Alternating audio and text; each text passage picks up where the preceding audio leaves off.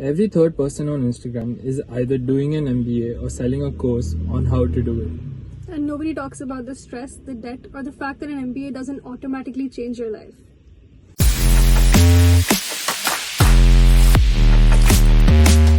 Hi guys, welcome back to the Reroute. First of all, we're very sorry about the background noise. There's construction happening and we tried rerouting to different locations, but this seems to be by far the most Convenient. Yeah. There are three main reasons why everyone wants to do an MBA abroad. Firstly, better salary. Second, international exposure. And third, mummy papa ne bola. And none of those are technically wrong. The problem begins when you guys start thinking, oh, this is a shortcut to success. Achhe grades mil gaye, I went abroad to do my MBA, my entire life is sorted. Reality check, that's not going to happen. Now, there are many factors to consider while you're doing an MBA abroad. The major one is obviously money. Any MBA abroad can cost you between 60 lakhs to 1 crore, which is a lot of money. And if you don't know the job market right now, saying that it is not good would be an understatement. So let's say you do get a very good job that you want it to be part of your journey. You will be starting that journey while you're drowning in serious debt already. And this is just one aspect. Money is just one big aspect. There are other aspects, visa issues, layoffs, recession. There's a lot of issues that come into this. We're not trying to demotivate you. We're just trying to give you a little bit of the real picture, because online all you see is the glamour side. Many parents want to send their children abroad thinking that it'll all be a happy, settled life. They'll start earning in dollars and it'll all be good. But in reality, racism still exists over there. And the fact that you'll be spending a huge amount of money. And thirdly, there's no guarantee of a job over there. Even in India, if you finish your basic undergraduate degree, there's no guarantee of a job. So that's one of the things that a lot of parents don't take into consideration before putting their children in some far off place. And also the fact that they will be homesick.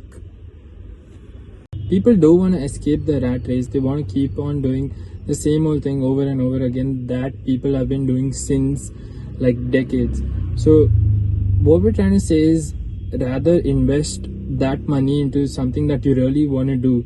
I mean, if you want to do an MBA, that's great. Go ahead, do it. What parents can actually do is invest more in their children on something that they actually want to do, on something they actually want to pursue, so that in that way, at least they get to follow their passion, their dream, and achieve something better in life, rather than following the same old routine that has been passed on since decades now. So now let's talk about who should do an MBA. Firstly, someone with solid work experience, not someone with zero direction clarity. Straight from college, mommy papa ne bola London ja MBA kar, to main ja raha hu. That's not how it works. Secondly, you have to have a rough idea of which direction you want to go to industry-wise. Whether you want to get into strategy, finance, consulting, product management, you need to have a little bit of an idea. Not like a laser path, but just a clear idea. And thirdly, you need to be okay with uncertainty. You might not get the same country that you wished to get. You might not stay in the same country after your MBA for your job. You need to be okay with that. You need to be okay with things not going according to plan. Now listen carefully. Do not do an MBA abroad if you're just running away from confusion. Your parents will tell you to do an MBA right after your undergraduation, but do not listen to them until you think you are ready to do it. Do it when you're ready, not when you're forced to do it. Also, don't do an MBA abroad if you hate networking. Then it's just not for you. Because most of the experience that you get is from the people and not from the textbooks. So focus more on networking rather than focusing just on experience, because that's what's going to come to use in the long run. And lastly, do not do an MBA abroad if you're allergic to debt. Okay, now that we've seen who should and who should not do an MBA, let's talk about what alternatives you have if you're not going to do an MBA. This is something that not many people on Instagram or anywhere online are talking about, because obviously they're trying to sell the glamorous side of an MBA. We're going to give you guys some other options that you can take.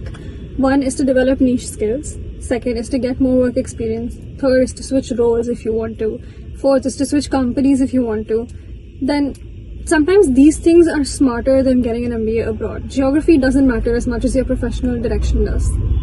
We like to say that MBA abroad is neither good or bad, it's just a tool. In the right hands, it's very powerful. In the wrong hands, it's just a very expensive mistake. Don't make life decisions because social media deems it to be cool or because mom and dad said so. Make life decisions because they make sense to you. Thank you guys so much for watching. We'll see you again on Saturday. Let us know how you like this video. Like, share, subscribe, and comment down below if you are considering an MBA abroad. All the best, and we'll see you.